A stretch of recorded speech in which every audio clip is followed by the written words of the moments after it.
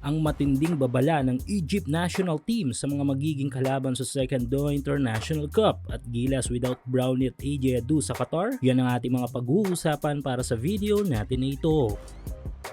Ilang linggo na lang ay lilipad na ang ating national team patungo sa Qatar kung saan ay kanilang isasagawa ang kanilang training camp para sa FIBA Asia Cup Championship at the same time sa natitira nilang mga laban sa Asia Cup qualifiers. Well, kung titignan ay hindi na importante ang dalawang laban natin this February window kontra sa Taipei at Tall Blacks. Kaso disrespect namang may tuturing kung hindi natin sila bibigyan ng maganda at seryosong laban. At isa pa ito sa pagkakataong mapatunayan natin sa kupunan ng New Zealand na hindi talaga luto o tsamba ang panalo natin nakaraan kontra sa kanila. Medyo mas mahirap lang ito para sa ating national team dahil bukod sa walang Kai Sotto ay home court pa nila gaganapin ang laban. Pero tignan natin, alam naman natin si Coach Tim, tipo ito ng coach na maraming adjustment sa team kaya malalaman sa aktual na laban. Samantala itong ating nakakala nating training camp lamang o tune-up game ay mukhang magiging seryosong kompetisyon para sa ating pambansang kupunan. Dahil bukod sa hindi biro ang tatlong team na makakalaban natin dito ay talagang bubuho sa mga ito ng panahon upang makuha lang ang kampyonato sa mini tournament na ito. Qatar, Lebanon at Egypt ang mga makakasagupa natin this tournament kung saan ay bawat isa ay may tangan na kanya-kanyang husay sa game. Sa mga susunod na araw ay ating isa-isa yung pag-uusapan ng tatlong team na yan. But this video ay pag-usapan muna natin ang kupunan na hindi pamilyar sa ilan. Ito nga yung national team ng Egypt. Hindi ganong mahaba ang kasaysayan ng basketball ng Pilipinas at Egypt sa international basketball scene. Pero may mga ilang pagkakataon na nagtagpo ang landas natin sa larangang ito. 2021 King Abdullah Cup campaign ng Philippine team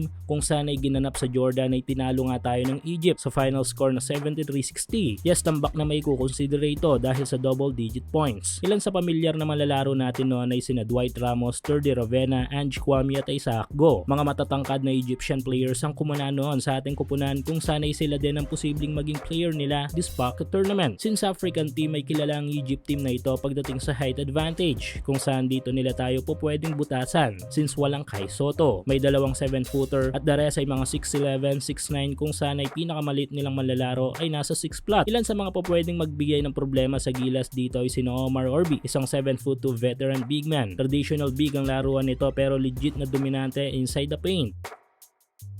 Sunod ay yung 7-footer na si Enas Mahmoud. Same playing style ni Omar kung saan ay tiyak na mag-take over ng posisyon nito para hindi mapahinga ang paint sa Egypt. May tangan ding mabigat na mga malalaro sa forward position ng Egypt kung saan ay posible nilang i-field ang 6'9" veteran na si Haitham Kamal na isa ring dominante sa opensa. Another forward na magbibigay ng problema sa gilas ay ang kanilang naturalized player na si Patrick Gardner na may tangan na husay pagdating sa opensa. In and out kasi ay kayang pumuntos nito kung saan ay yung matindi pa nga dito ay may tangan siyang matalim na outside shooting. More on front court ang kalakasan talaga ng African team pero hindi ibig sabihin nito ay hindi na dapat bigyan ng pansin ng kanilang mga guards. Bagay na dapat bigyan ng paghahanda ng ating pambansang kupunan. At take note, seryoso ang Egypt team sa pocket tournament na ito dahil sa kanilang post sa kanilang official social media account ay tila magsisilbing babala sa mga makakalaban nila sa Qatar. Ayon kasi sa mga ito ay finest Egyptian squad ang kanilang ipapadala sa Qatar. Kumbaga hindi team B o kung ano pa, direktang full force na national team nila. Nito lang ay naging kampiyon ng Egypt sa Arab Championship Tournament kung saan ay tinalo at tinambakan nila ang team ng Libya. Pero habang lumalapit ang araw ng pocket tournament ay tila mas lalong lumalaki ang suliranin sa player availabilities ng gilas. Dahil maliban sa hindi paglalaro ni Kai ay mukhang malaking posibilidad na hindi rin makalaro si Brownlee at AJ Adu. Dahil ayon kay Coach Tim Cone ay kailangan ng team na gumawa ng ilang load management upang maiwasan ang mga possible injuries ng mga malalaro. At ang target nito ay si AJ Adu na kakagaling lang sa knee injury at si Justin Brownlee na main man ng ating team. However, good side ay magiging opportunity ito para sa ilan nating mga young players tulad ni na Mason Amos at Kevin Kembao o di naman kaya ay si Ange Kwame.